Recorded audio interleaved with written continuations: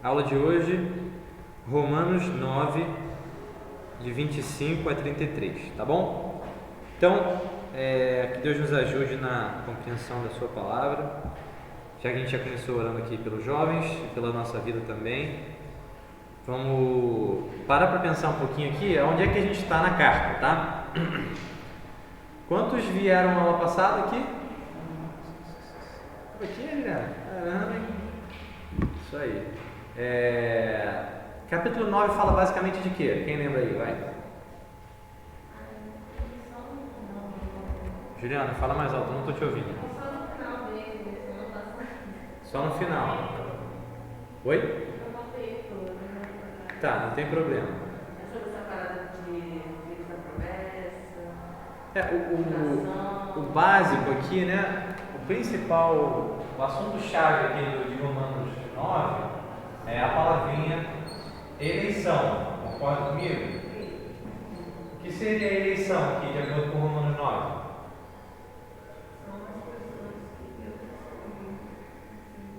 Isso, pode falar mais alto.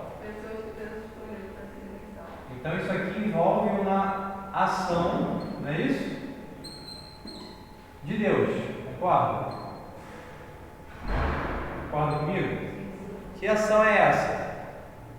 De escolher pessoas, né? Para a salvação.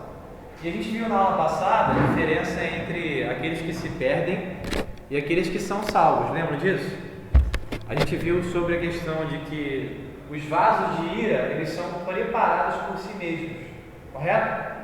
É como se Deus pegasse de uma massa, vamos colocar aqui aquela figura do oleiro, certo? Pensa lá que você tem o barro todo lá na mão do oleiro, aquela massa inteira, aquela goma grande, certo?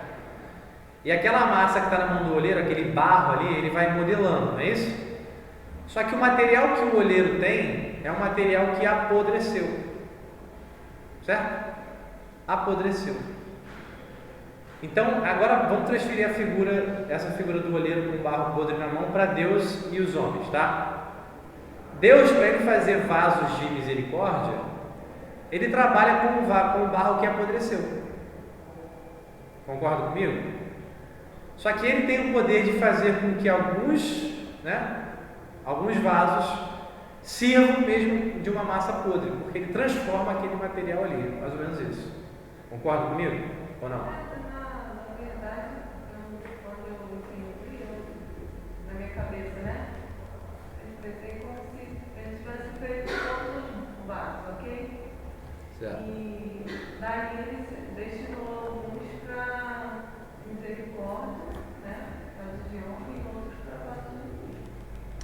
Então, mas isso foi o que a gente viu na aula passada, né? Eu já fui ver outros comentaristas, todos são unânimes em falar que a preparação para a perdição não foi feita por Deus. Coisa também que eu tinha uma dúvida anteriormente. E é meio difícil você lutar contra uma unanimidade de comentaristas, né? Tanto de um lado quanto de outro. Porque eles vão justamente na questão gramatical, eles pegam lá a palavra que fala que eles são preparados para a perdição, mas a palavra não diz que Deus os preparou para a perdição. Então por isso que eu estou trazendo essa figura aqui do olheiro com o barro na mão, né? Esse material que apodreceu, está podre, é toda a raça humana. A raça humana não prestaria, ela só serve para fim desonroso, vamos colocar assim, tá? Mas Deus, por ser misericordioso, escolheu mudar o destino de alguns. Entendeu? Para quê? Ele já falou ali no versículo 23. Para que ele desse a conhecer as riquezas da sua glória em vasos de misericórdia. Então ele tinha um propósito de mudar o destino de alguns. Ele poderia simplesmente ser justo e aplicar a sua ira em todos, certo? É aquilo que a gente falou, que o John Stott pontuou, é o seguinte: a grande coisa, a grande principal, né, assim, o que mais chama a nossa atenção não é que alguém seja salvo e outro não, mas é que alguém seja salvo. Porque se Deus fosse simplesmente aplicar a justiça dele, todo mundo seria condenado. Só que porque Deus é misericordioso, o que ele faz? Ele escolhe alguns para demonstrar as riquezas da sua glória, da sua graça, da sua misericórdia. Então ele muda isso, entendeu? Então ele pega aquela massa lá que o oleiro tinha na mão, certo? Aquela massa podre da humanidade, e ele decide demonstrar a sua bondade para algumas delas, certo? Só que mesmo com aqueles que perecem, que se perdem no caso, que seria o resto da raça humana, Mesmo assim, Deus é misericordioso. Como é que a gente vê isso? Versículo 22. Ele suportou com muita longanimidade. Ele ainda concedeu graça e misericórdia, né, em vida, vamos colocar assim, àqueles que rejeitaram a Deus definitivamente. A grande questão é, nós todos fazemos parte do mesmo pacote. Qual é o mesmo pacote? Raça humana caída, correto? Filhos de Adão. Mas pela infinita misericórdia de Deus, Ele decidiu nos salvar. Concorda comigo? Alguém não concorda? A hora para falar é agora, tá? Não adianta, né? Daqui a pouco, 4, 5 horas depois de toda essa polêmica, mas isso aí tá errado. Pô, mas lá atrás, né? Enfim. Então vamos ler o texto para a gente ver. Versículo 25 de Romanos 9, tá bom? Vamos lá. Assim como também diz em Oséias: chamarei povo meu ao que não era meu povo, e amada que não era amada. E no lugar em que se lhes disse: vós não sois meu povo, ali mesmo serão chamados filhos do Deus vivo. Mas relativamente a Israel, dele clama Isaías: ainda que o número dos filhos de Israel seja como a areia do mar, o remanescente é que será salvo, porque o Senhor cumprirá a sua palavra sobre a terra cabalmente e em breve. Como Isaías já disse: se o Senhor dos exércitos não nos tivesse deixado descendência, ter-nos-íamos tornado como Sodoma e semelhantes a Gomorra. Parte final. O que diremos, pois? Que os gentios que não buscavam a justificação vieram a alcançá-la, todavia a que decorre da fé. E Israel, que buscava a lei de justiça, não chegou a atingir essa lei. Por quê? Porque não decorreu da fé, e sim como que das obras. Tropeçaram na pedra de tropeço, como está escrito: eis que põe em Sião uma pedra de tropeço e rocha de escândalo, e aquele que nela crê não será confundido. Beleza? E aí, então, vou fazer o seguinte, só para a gente contextualizar um pouco melhor. No capítulo 8, Paulo falou sobre a segurança da vida cristã, lembra disso? Lembra aquela expressão: quem nos separará do amor de Cristo, não é isso? O amor de Deus que está em Cristo Jesus será espada, angústia, fome, tal. Ele vai chegar a qual conclusão? Nada nos separará do amor de Deus, não é isso? Nada. O que é isso? Segurança da vida cristã. Ele mostrou como que os cristãos estão salvos, não é isso? E nada pode abalar esse relacionamento, essa situação, esse status diante de Deus. Beleza. Aí ele vai entrar no capítulo 9, o que ele vai falar no inicinho? A incredulidade de Israel, não é isso? Ele vai dizer lá que a Israel, segundo a carne, não é isso? Pertence uma série de benefícios. Só que eles estão perdidos. E ele ama tanto aquela nação, da qual ele faz parte, que ele desejaria, se possível, ser amaldiçoado, separado de Jesus. Beleza? Então ele introduz a ideia da incredulidade de Israel. Só que quando ele faz isso, ele tem que tratar a questão da misericórdia de Deus, da promessa de Deus. É como se Paulo estivesse tratando de um tema e aí o judeu levanta assim: mas vem cá, você diz que Israel foi incrédulo, mas que Israel recebeu uma série de benefícios, mas como é que pode ser isso? Porque então a promessa de Deus falhou. Aí ele vai dizer o quê? Não pensemos que a palavra de Deus haja falhado. Não é isso?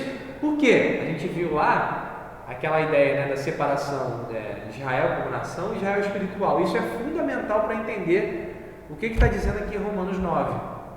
Certo? Deus não fez promessas de salvação, por exemplo, ao Israel étnico. Correto? Israel étnico é o quê? Aos descendentes físicos de Abraão. É isso que eu estou querendo dizer, a nação israelita. Ele não fez promessas de salvação a essa nação. As promessas eram sempre para quem? Para os crentes dentro da nação de Israel. Certo? E aí Paulo está mostrando aqui como é que Deus cumpriu essas promessas. Ele fez promessas para os eleitos. Entendeu? Ele escolheu um povo dentre a nação de Israel, que é uma grande escolha de Deus, né? E uma escolha dentro da escola, vou colocar assim. Mas ele escolheu um povo espiritual. Quem? Aqueles que se tornariam crentes depois. Certo? E a gente também viu que Deus não escolheu porque eles se tornariam crentes, mas ele escolheu porque Deus quis aplicar a sua misericórdia sobre alguns. E a gente tem visto que é muito difícil compreender esse tema, porque é um tema assim, bem profundo, né? Bem misterioso, que foge um pouquinho do nosso raciocínio. Concordam comigo? Então, é mais ou menos aí onde a gente está, tá? Incredulidade de Israel, capítulo 9. E aí, a gente vai agora para o texto de hoje. É o seguinte, o John Stott citou aqui o Martin Lloyd Jones, um teólogo inglês, né? Muito conhecido, já falecido também, mas teve muita expressão. Dizem, né, que ele pregou 9 anos em Romanos. E a gente está, né, tentando aqui fazer Romanos em 1 ano, já está difícil. E aí ele divide, né, no Romanos 9, de 6 a 29, ele vai dizer que é a eleição soberana de Deus. Ou seja, por que alguém se salva? Então é como se Paulo fosse tratar ele nessa primeira parte, por que alguém se salva? Porque Deus é misericordioso e elege pessoas. Beleza? E agora nessa parte final, do 30 ao 33, que é a segunda parte da nossa aula de hoje, ele vai falar sobre a responsabilidade humana, respondendo a pergunta, por que alguém se perde? E aí uma coisa interessante, que para mim também não estava fechado e eu estou aprendendo, é o seguinte, por incrível que pareça, tá, gente? É uma coisa difícil de entender.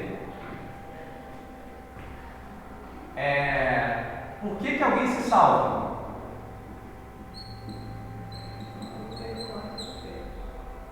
Por causa de Deus. Por que alguém se perde?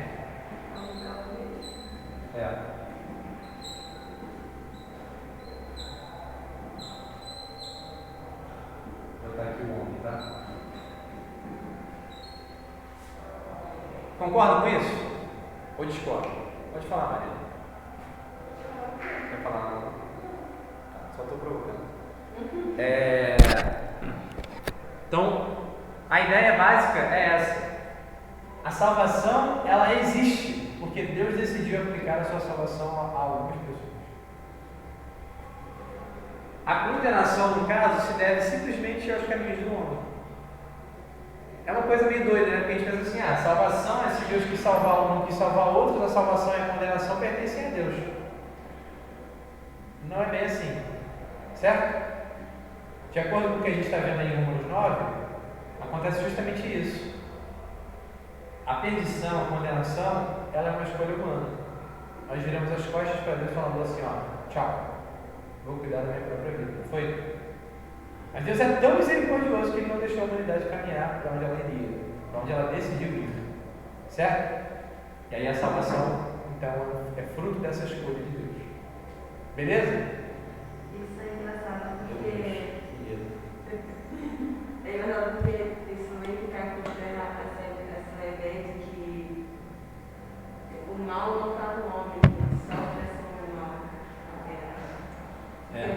Porque assim, ele sofre essa ideia de salvação porque Deus é um poder maior do que qualquer coisa. Sim. Mas se ele não fosse usar pela própria condenação, significaria que existe algo que está tirando ele de Deus, uma outra força. E foi ele mesmo que se tirou de Deus. Né? Então são coisas que a gente tem que ir colocando aqui na nossa cabeça para deixar bem firme, tá? Então vamos lá. Vamos agora olhar para o texto. Versículo 25 aí, tá? Ele vai começar a citar o Antigo Testamento. Então Paulo vai pegar aí 2 citações de Oséias. Se você tiver a sua Bíblia, provavelmente aí, às vezes é Bíblia de estudo, ela tem uma referenciazinha, no celular às vezes também tem. Quais são os textos que ele está elencando, tá? Mas eu escrevi aqui para facilitar. Ele citou Oséias 2:23 e Oséias 1:10. Essas citações aí onde ele fala assim, versículo 25, como também diz em Oséias, não é isso? Chamarei povo meu ao que não era meu povo e amado a que não era amado. No lugar em que se lhe disse, vós não sois meu povo, ali mesmo serão chamados filhos de Deus. Versículo 25 significa uma coisa, tá? Versículo 25 significa a inclusão dos gentios. Alguém lê o versículo 24, por favor? Ou seja, a nós a quem também chamou, não apenas dentre os judeus, mas também dentre os gentios. Pois é. Então ele vai falar que Deus chamou tanto os judeus quanto os gentios. Concorda comigo? Esse aqui é o 7. Concorda comigo? Tá, e ele vai mostrar agora como é que foi esse chamado. Ele vai fazer uma diferenciação. Então, basicamente, 25 e 26 aí, inclusão dos gentios, e a partir do 27, a rejeição de Israel.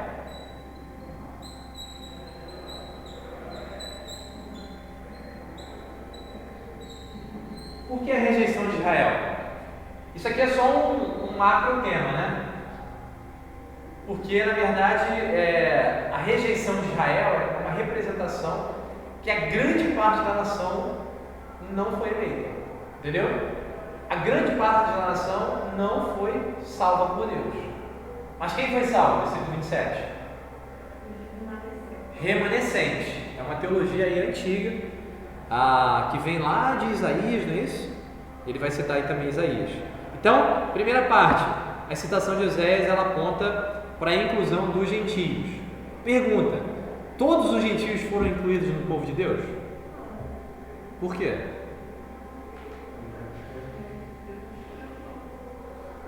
Deus não escolheu todos, certo? Então a ideia é uma ideia mais genérica, né? A inclusão dos gentios é como se aberta estivesse a porta aos gentios, certo? E aí, se você para...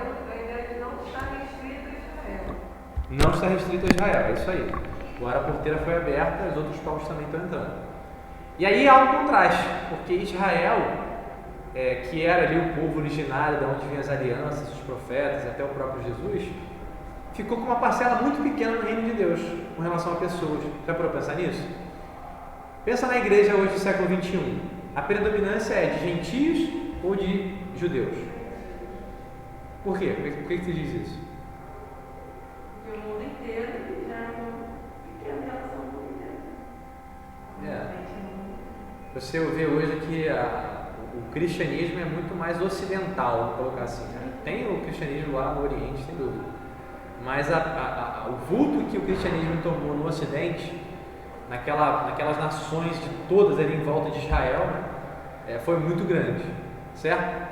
Então, assim, os judeus ficaram bem poucos. No início ali, século I, houve uma conversão muito grande de judeus.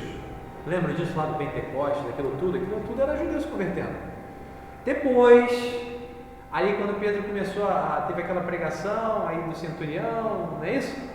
E aí depois que o apóstolo Paulo, o negócio se avultou, cada vez mais foi tomando então uma parcela grande dos gentios. Fala.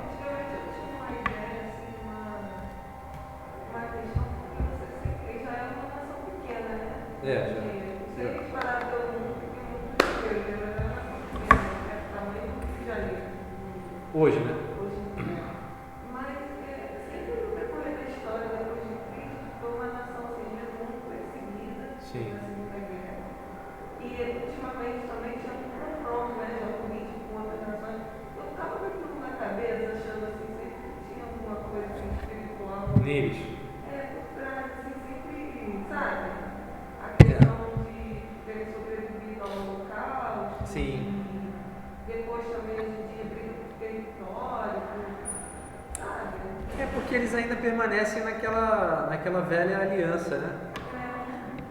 Uma coisa que resume eles interessante é aqui, ó, capítulo 10, versículo 2. Paulo fala o seguinte: porque eles dão testemunho de que eles têm zelo por Deus, porém não com entendimento. Porque desconhecendo a justiça de Deus e procurando estabelecer a sua própria, não se sujeitaram a que vem de Deus. Porque a ideia é, Israel, hoje, os judeus, eles continuam na mesma ideia, né? Na vinda do Messias, na restauração de Israel. Só que Jesus já veio, já transformou tudo, e eles não viram. Eles, que eu digo assim, a maioria, certo? Eles como nação, né? Eles como nação, na grande maioria, não viram, não entenderam. Só que a tese de Paulo é o seguinte: a gente vai ver nos próximos capítulos, que Deus não rejeitou Israel, porque ele escolheu dentro de Israel, né, crentes ali, eleitos ali, ele escolheu pessoas, e Paulo era um deles, certo? Paulo vai dizer: olha, eu sou judeu e eu acreditei em Jesus, ou seja, Deus não rejeitou seu povo. A ideia é justamente isso: Deus não fez promessas de salvação, não é isso? A nação de Israel era para aqueles que de fato acreditariam, né? Link meio distante, tá? Mas voltando, então, a grande principal questão nesse ponto aqui é que a predominância na igreja, no reino de Deus, é gentílica. Beleza? Paulo então agora está mostrando para a gente aqui como é que o Novo Testamento ele é o cumprimento do Antigo. Porque ele pega Oséias e cita, pega Isaías e cita, não é isso? Então vamos lá. A Bíblia ela é um compêndio ou ela é um emaranhado aí de textos? O que você diria? A Bíblia é um compêndio? Oi? Qual é a diferença? Um emaranhado é que alguém saiu juntando aleatoriamente, deu no que deu. Um compêndio é uma coisa assim, unida mesmo, né? Que faz, como é que posso dizer? Que tem ligação com tudo que ela se diz. Porque tem gente que acha que o Novo Testamento não tem nada a ver com o Antigo, entendeu? Só que o Novo Testamento só existe por causa do Antigo. E parece que uma boa parte, uma grande parte do Novo Testamento é citação do Antigo. Às vezes é citação direta, às vezes é a citação, é um eco que eles chamam, né? Está lá o contexto, assim, o significado claro, mas não tem uma transcrição daquilo que foi escrito anteriormente. Mas é Paulo mostrando para a gente aqui que tudo que ele está dizendo está se baseando no que o Antigo Testamento estava dizendo. Ou seja, nas promessas que Deus fez no Antigo Testamento. Beleza? Então vamos seguir. Versículo 27. A rejeição de Israel. O que o texto vai dizer? Eu não falei. Na citação de Oséias, tem uma referência lá aos filhos de Oséias. Alguém lembra da história de Oséias? Bom dia, sejam bem-vindos. Bom dia. Chegaram aqui, Isaac. Ele falou que ele orou tanto, ficou tão fraco, que ele não conseguiu vir, mas vocês conseguiram. Entendeu? Falou. Que a oração dele foi tão poderosa. Tudo bem? Seja bem-vindo. Tá vendo? Ô Isaac, sua oração, cara, tá... Vieram 3, Isaac, não foi só as suas irmãs, não. Tá rindo aqui. Então vamos lá. O texto está ali, tá, gente? Então, quando ele cita Oséias aí, no versículo 25 e 26, ele fala um pouquinho da história de Oséias. Qual é a história de Oséias? Deus mandou ele tomar uma mulher, lembra isso? Uma mulher, a Bíblia vai dizer, de prostituições. E aí ele tem 3 filhos com ela. O primeiro chama Jezreel, aí depois vem, no caso aqui em português, né? Qual é o primeiro? Versículo, não meu povo. Não é isso? Ou desfavorecido lá no caso, né? Perdão, esse é outro. É a não amada, desfavorecida e a não meu povo, certo? Então acho que uma filha era desfavorecida e o nome do outro filho era não meu povo, certo? Então Deus estava mostrando que o nome dos filhos de Oséias ali era uma referência à nação de Israel. Aqueles que estavam ali, inclusive fora de Jerusalém, fora de Sião, aquilo do Reino do Norte. Lembra da diferença, né? Reino do Norte, a predominância ali do pessoal que não creu, os incrédulos, que aí depois a capital virou Samaria, lembra disso? E aí Deus está falando, olha, vocês não são meu povo, vocês não são favorecidos.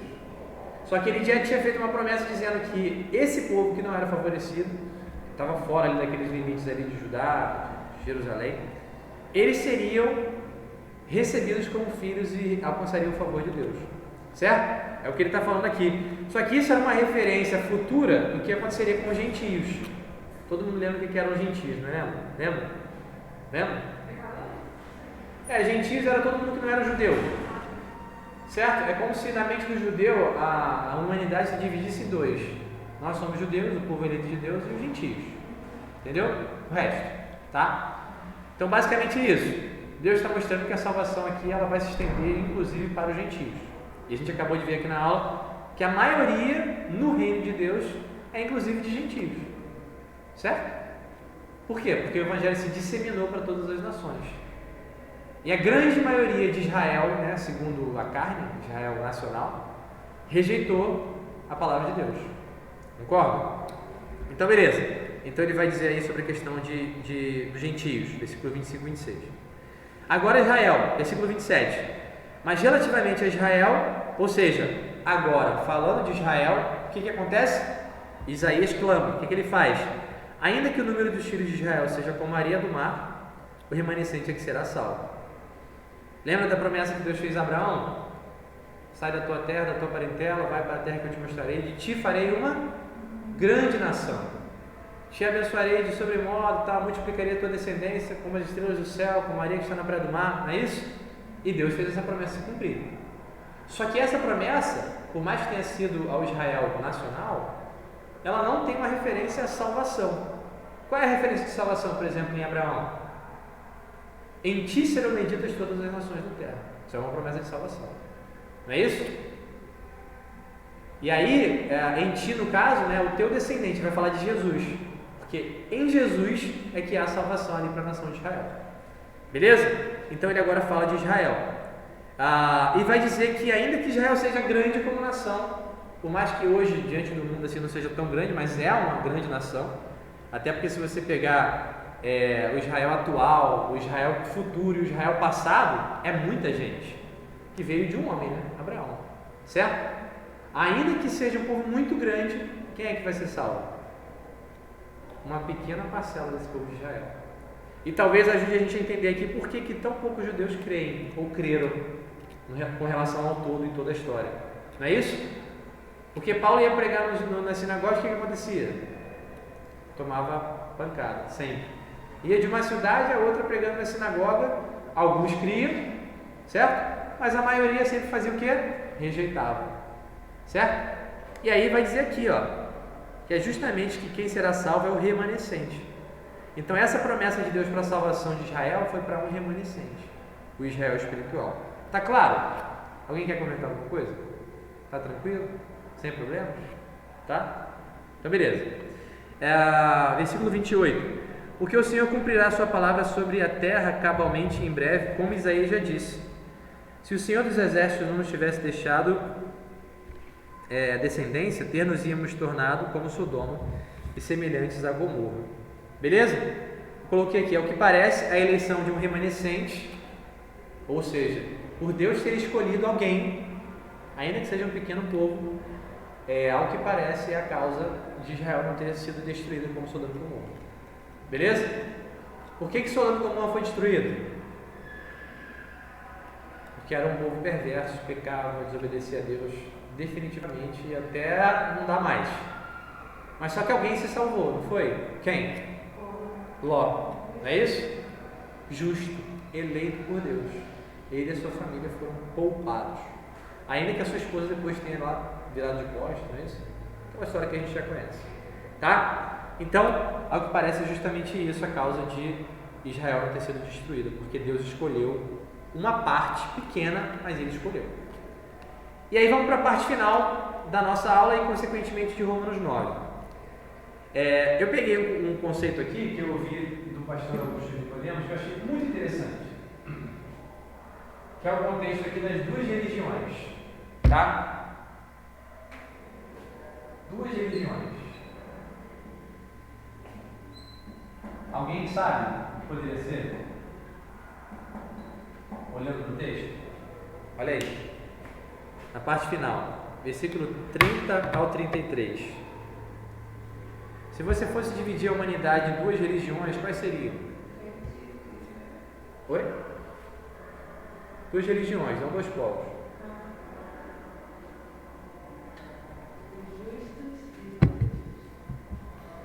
Isso é pessoas, né? Não religião. Religião é a forma como a pessoa se relaciona. Que forma é essa? Não, também é povo. Isso não é religião. Isso. Quem falou isso aí? Foi você? Então, duas religiões. Uma é pela fé, não é isso? Está no texto aí. E qual é a outra? Lei. Hã? Lei. Hã? Pela lei. Pela lei? Tem a ver com a lei. Não teve mais obras. As obras.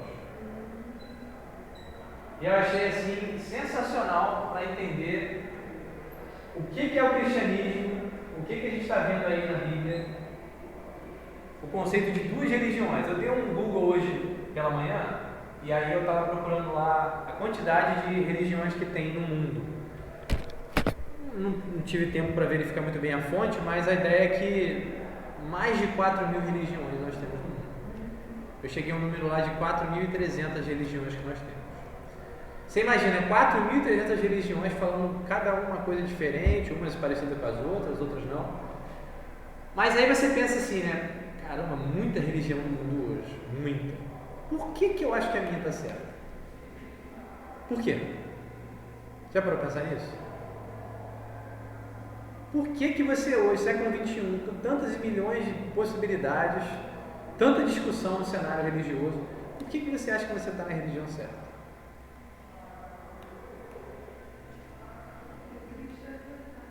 Porque Cristo é a verdade. E aí o Nicodemos ele fala uma coisa muito interessante, ele fala o seguinte, olha só, vamos pegar aqui, você pega essas religiões aí, né? 4.300 no total, não é isso? Então, 4.290. Deu para entender? 4.299 religiões, tô brincando, tá, gente? Mas todas as outras religiões, fora do cristianismo verdadeiro, que existem várias, né, modalidades aí de cristianismo. Mas quando a gente vai para a Bíblia, a gente tem o cristianismo verdadeiro. A Bíblia ela é a nossa regra de fé e prática. Ela diz o que eu tenho que crer, o que eu tenho que fazer, correto? Só existe uma religião, que a salvação é pela fé. E não tem nada a ver com as obras.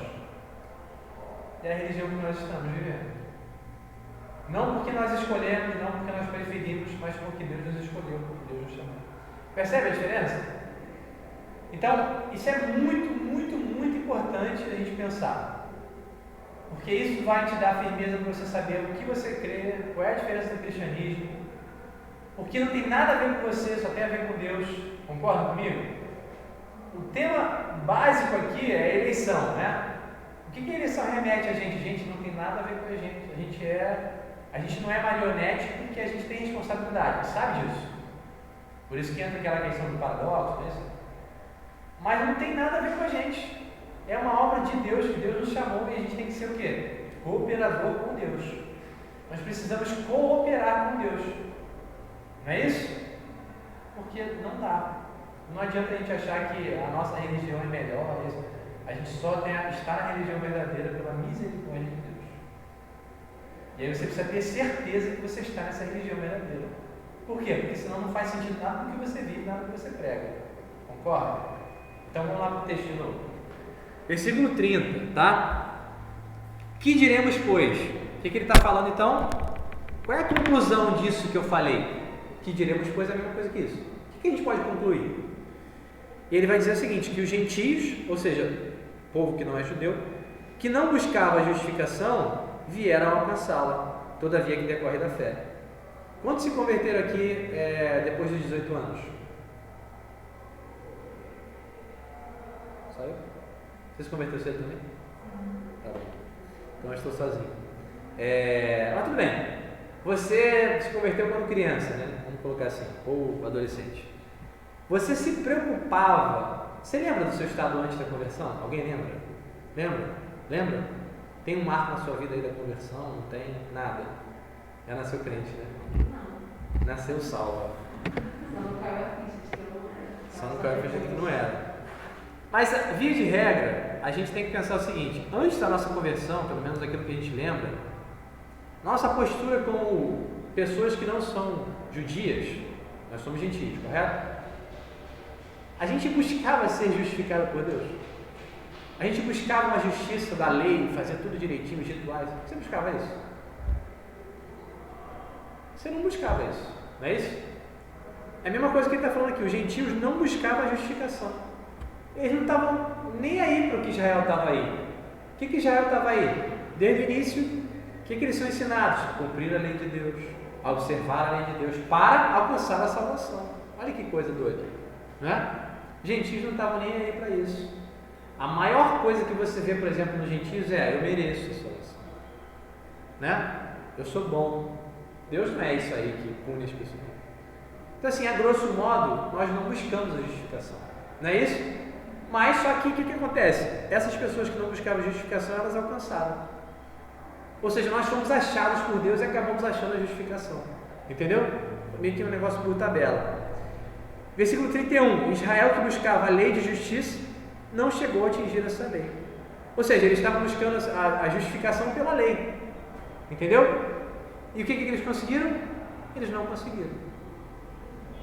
Era o povo que buscava, era o povo que entendia, era o povo que tinha zelo. Entendia não, né? Mas tinha zelo. Mas eles alcançaram? Não. Por quê? Porque havia um problema no meio do caminho. Tá?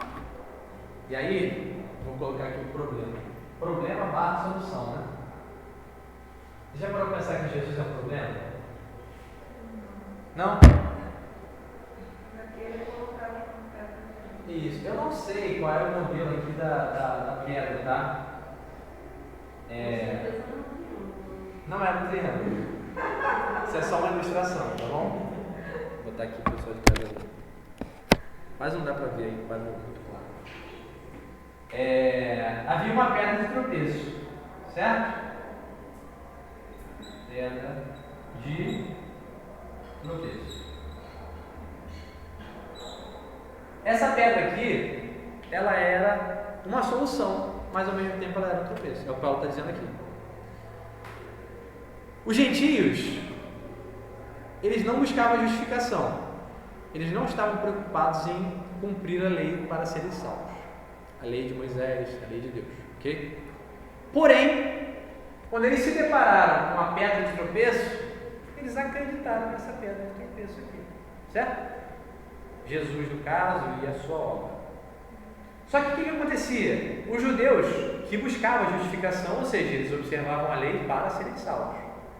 Certo? E não adianta nem alguém te convencer que não faz, porque senão não faz sentido tudo que Paulo fala. Né? Ele vai dizer justamente o seguinte: olha, os judeus, via de regra, querem fazer a obra, cumprir a lei de Moisés para serem salvos.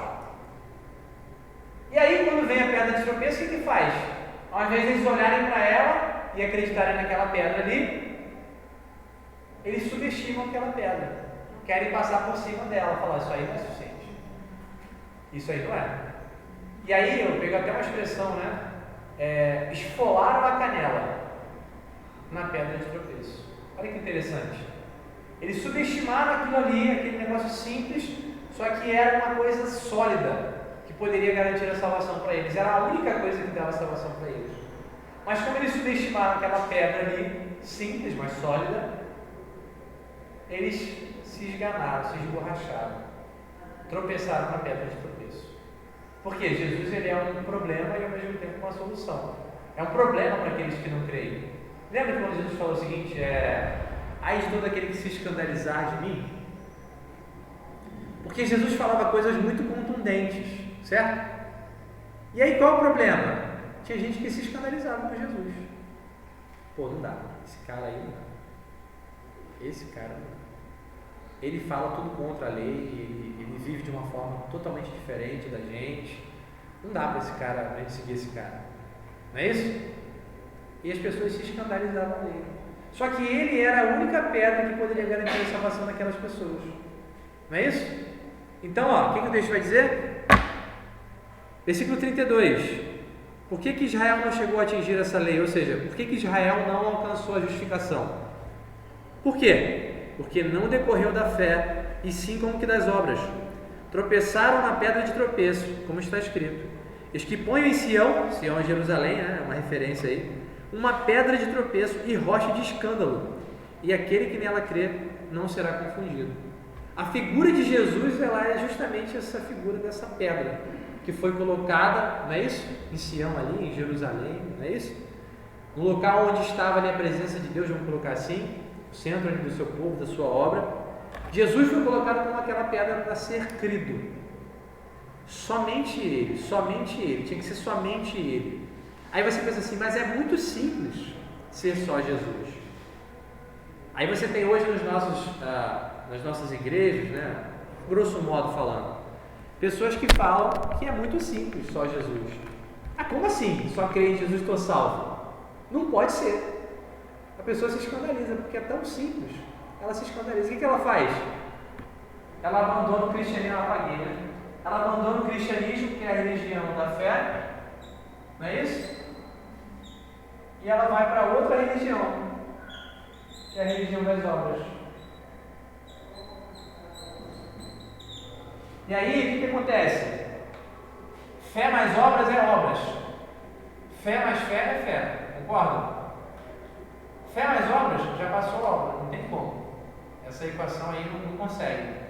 A obra anula a fé. Concorda comigo? Nesse sentido, tá, gente? Nesse sentido, tá? Porque em outros não. Mas no sentido de salvação, se eu quero colocar as minhas obras junto para já matei a fé. Por quê? Porque a fé ela é um elemento exclusivo para a salvação. Porque o que é a fé? A gente já viu aqui, não é isso? A fé ela é um braço que alcança a justiça de Jesus. Porque eu, pela fé, não preciso fazer nada. Eu recebo tudo que Jesus conquistou sobre mim. Agora, se eu quero incluir alguma coisa, alguma boa prática, aí eu já abandonei totalmente a fé. Por isso que a gente tem o conceito das duas religiões. E nós vivemos a religião da fé. Então você tem que saber hoje que nada do que você faz pode fazer com que você seja legal para Deus. Nada. Você hoje, por exemplo, eu tenho, às vezes quando eu tenho minhas crises, né? Às vezes quando não, né? É bem constante. Mas eu tenho assim, lembrado que nada do que eu fizer vai me tornar melhor para Deus. Nada. Eu posso orar mais, eu posso ler mais a Bíblia, eu posso fazer mais boas ações. Nada disso me torna mais aceitável a Deus. O que me torna aceitável a Deus? A minha fé. Certo? A minha fé, quando eu creio em Deus e me submeto a Ele, aí a gente entende que as obras são consequência disso, é claro. Aquele que crê, ele deve demonstrar com obras que crê. Mas eu não faço obras para me tornar aceitável diante de Deus. É isso que eu estou querendo dizer. Tá? Então não pense que a sua fé não vai produzir nada, ela vai. Quanto mais eu creio, mais eu leio a Bíblia. Quanto mais eu creio, mais eu oro. Quanto mais eu creio, mais eu amo as pessoas. Não é isso? Só que as minhas obras, elas não me tornam aceitável diante de Deus. O que me torna aceitável é a justiça de Deus sobre mim através da fé. Todo mundo está entendendo? Concorda comigo? E aí a gente pergunta assim, isso é aplicável na sua vida hoje? Ou não? Ou você acha que só porque você é crente, você já está com esse definido, não tem nada a ver? Só porque você é crente hoje, já está resolvido. Eu sei que eu creio, eu estou salvo. Isso não tem mais nada, essa reflexão não tem mais nada a ver com a sua vida. Não. Qual? O que tem a ver? O que você pode aplicar disso? Porque o nosso caráter ele é muito pecador, né? A gente não pode plenamente transformar. Então, se você não se policiar com a vida cristã de verdade, baseada na fé, você sempre vai estar se confundindo na sua mente com algumas coisas que você faz. Sua vaidade pode te levar a achar que você tem mérito em alguma coisa. Você já não aprendido isso, entende? Sim. Você acha que você tem uns pontos com Deus. Você tem que estar sempre o tempo todo vigiando e voltando isso. Isso aí. Quando a gente não tiver completamente transformado. Então a gente tem que tomar esse cuidado, gente, porque o nosso coração, como a Aline falou, ele é muito corrompido, né? E a gente às vezes acaba vivendo um relacionamento com Deus baseado no que eu posso fazer para Deus, certo? Então isso aqui é um bom exemplo para a gente ver que aqueles que se tornaram aceitáveis diante de Deus, no caso aqui uma predominância de gentios, eles só se tornaram aceitáveis porque eles acreditaram naquela simples rocha que escandalizou o mundo inteiro.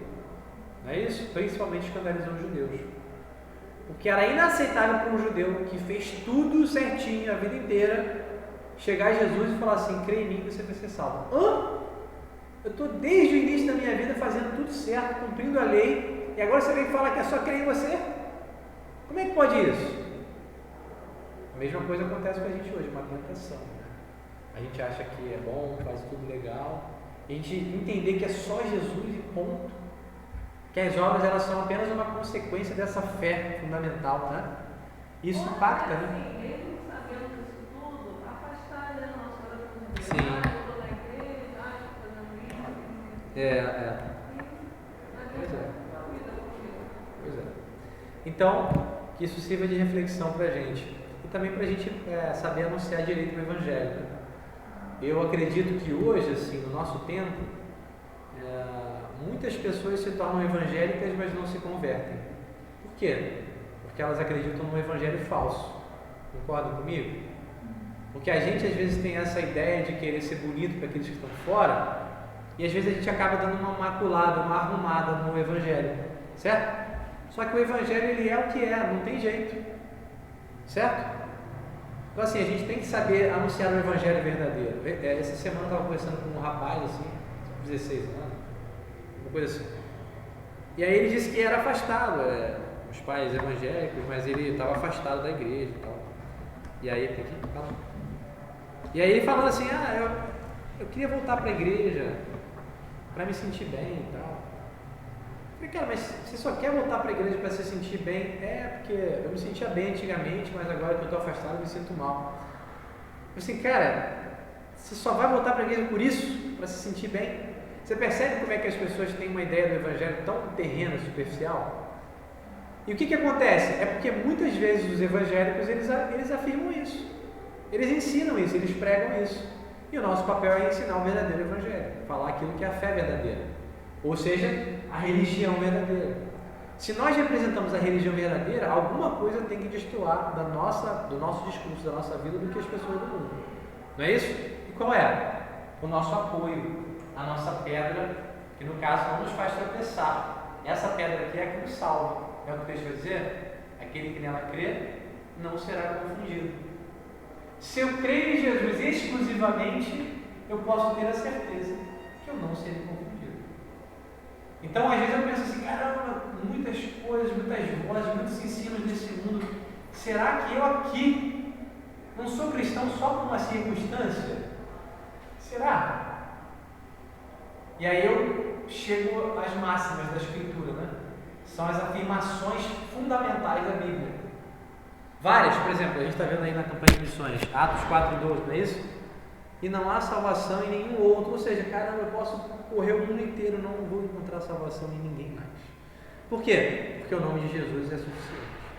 E várias promessas que Deus faz, olha, aquele que crer nessa rocha não será confundido, não será envergonhado. Aquele que crê em mim, Jesus disse, foi? Ainda que morra, viverá. E uma série de outras promessas que apoiam a gente e deixam a gente tranquilos com relação à nossa fé. Beleza? Então, você sai daqui hoje sabendo, Deus te escolheu. Não é isso? Você faz parte do povo de Deus por quê? Porque Deus viu pelo futuro, né? Aquilo? Não vou nem falar, isso que é polêmico. Não, mas porque Deus, Ele escolheu você. Porque Ele decidiu demonstrar em você as riquezas da misericórdia dEle, da sua graça. E há quem diga que isso é um falso evangelho. Vai lá na internet, coloca lá coisas sobre Romanos 9, você vai ver que essa interpretação ela é dita como coisa até do diabo. Tá bom? Mas a grande questão é, o que Paulo está dizendo, o que a Bíblia diz? Que Deus escolheu. Não por obras mais, por aquele que chama, não é aquilo que a gente está vendo? Porque não depende de quem quer, nem de quem corre, mas demonstrar a Deus a sua misericórdia. Então a salvação ela é um presente de Deus, ela é uma dádiva, que não tem nada a ver com as nossas obras, nada a ver com as nossas escolhas. É uma bênção que nós recebemos pela fé. Ok? Saiba disso. E volte na aula que vem. Ok? Ouviu, né? O pessoal aí que está meio sumido.